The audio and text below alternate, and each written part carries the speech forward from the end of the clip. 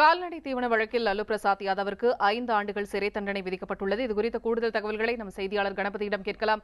கணபதி, இப்ப லாலு உள்ளிட்டோருக்கு அறிவிக்கப்பட்டுள்ள தண்டனை விவரம் குறித்து விரிவா சொல்லுங்க. நிச்சயமாக, அதாவது இன்று தண்டனை விவரம் பற்றிய விவாதம் இன்று காலையிலே ஆரம்பித்தது. சிபிஐ வழக்கறிஞர் லாலு பிரசாத் யாதவுக்கு 7 வருடம் தண்டனை கொடுக்க வேண்டும் என்று அங்கே வாதங்களை முன்வைத்தார். அதாவது பிரிவென்ஷன் ஆஃப் கரப்ஷன் ஆக்ட் என்று சொல்லப்படும் லஞ்சம் ஊழல் ஒழிப்பு சட்டத்தின் கீழ் அதிகபட்ச தண்டனையான 7 வருடம் சிறை தண்டனை அவருக்கு கொடுக்க வேண்டும் என்று லாலு தரப்பு வழக்கறிஞர்கள், அவருக்கு 67 வயதாகிவிட்டது, உடல் நலம் சரியில்லை, அது தவிர பீகாரின் முதலமைச்சர், நாட்டின் ரயில்வே துறை அமைச்சர், நாடாளுமன்ற உறுப்பினர் என்று பல்வேறு பதவிகளை பொறுப்புகளை அவர் வகித்திருக்கிறார். ஆகவே இதெல்லாம் கருத்தில் கொண்டு அதிக தண்டனை கொடுக்கக்கூடாது என்று கேட்டுக்கொண்டார்கள். இறுதியாக இப்போது லாலு பிரசாத் யாதவுக்கு 5 வருடம் சிறை தண்டனை கிடைத்திருக்கிறது. இதிலே மிகவும் முக்கியமாக கவனிக்கப்பட வேண்டிய விஷயம் என்னவென்றால், இந்த 5 வருட சிறை தண்டனை காரணமாக அவருடைய நாடாளுமன்ற உறுப்பினர் பதவியும் பறி போய்விடும். 2 வருட தண்டனைக்கு மேல் இருந்தாலே இப்போ உச்சநீதிமன்ற உத்தரவுப்படி டிஸ்குவாலிஃபிகேஷன் என்பது தானாகவே நடந்துவிடும். ஆகவே அடுத்தபடியாக பீகார் அரசு, ஜார்க்கண்ட் அரசு மூலமாக தகவல் தெரிவிக்கப்பட்டு தேர்தல் ஆணையமும் நாடாளுமன்றமும் நடவடிக்கை எடுத்து அவருடைய பதவியை பறிக்கும் சூழ்நிலை உருவாகியிருக்கிறது. பீகாரிலும் தேசிய அரசிலும் பெரிய தாக்கத்தை உருவாக்கக்கூடிய முடிவாக இது கருதப்படுகிறது. பூர்ணிமா.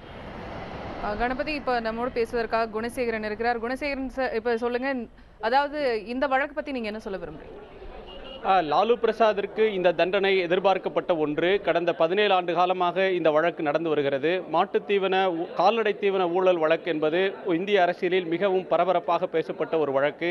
பல்வேறு நீதிமன்ற தடைகளை கடந்து ஒரு 16-17 ஆண்டுகளுக்கு பிறகு தீர்ப்பு வெளியாகி இருக்கிறது. திங்கட்கிழமை லாலு குற்றவாளி என்று சொன்ன நீதிமன்றம் இன்றைக்கு அவருக்கான தண்டனையை 5 ஆண்டு கால சிறை தண்டனை என்று அறிவித்திருக்கிறது.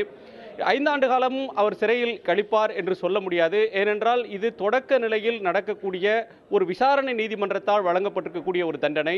இதற்கு மேலே அவர் பாட்னா உயர்நீதிமன்றத்திலே, ஜார்க்கண்டுடைய உயர்நீதிமன்றத்திலே அவர் மேல்முறையீடு செய்வதற்கும் அதற்கு பிறகு உச்சநீதிமன்றத்திற்கு சென்று மேல்முறையீடு செய்வதற்குமான வாய்ப்புகள் இருக்கின்றன.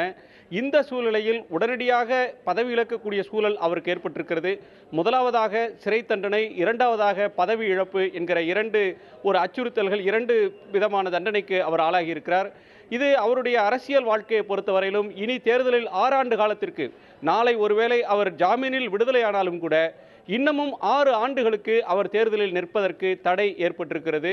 மக்கள் பிரதிநிதித்துவ சட்டத்தின் 1951ஆம் ஆண்டு மக்கள் பிரதிநிதித்துவ சட்டத்தின்படி இந்த வழக்கில் சிறைக்கு சென்றிருக்கக்கூடிய லாலு பிரசாத் தண்டனை பெற்றிருக்கக்கூடிய நிலையில் 6 ஆண்டுகளுக்கு அவர் தேர்தலில் நிற்க முடியாத நிலைமை இருக்கக்கூடிய சூழ்நிலையில் இனி அவர் தேர்தலில் நிற்காமல் தன் கட்சியைச் சேர்ந்தவர்களை ஏதேனும் ஒரு அனுதாபத்தை பெற்று அதன் மூலமாக தன்னுடைய அரசியல் எதிர்காலத்தை வலுப்படுத்திக் கொள்வதற்கான முயற்சிகளில் இறங்குவதற்கான வாய்ப்புகளே இருக்கின்றன. இந்திய வரலாற்றில் நேற்றைக்கு ஒரு எம்பி, நாடாளுமன்ற உறுப்பினர், காங்கிரஸ் கட்சியைச் சேர்ந்த ஒரு மசூத் தண்டனை பெற்று பதவி இழக்கக்கூடிய நிலைக்கு ஆளாகி இருக்கிறார். இன்றைக்கு லாலு பிரசாதும் மற்ற ஒரு எம்பியும் கூட பதவி இழக்கக்கூடிய நிலைமைக்கு ஆளாகி இருக்கிறார்கள். இது ஒரு மிக முக்கியமான திருப்பமாக பார்க்கப்படுகிறது. பூர்ணிமா,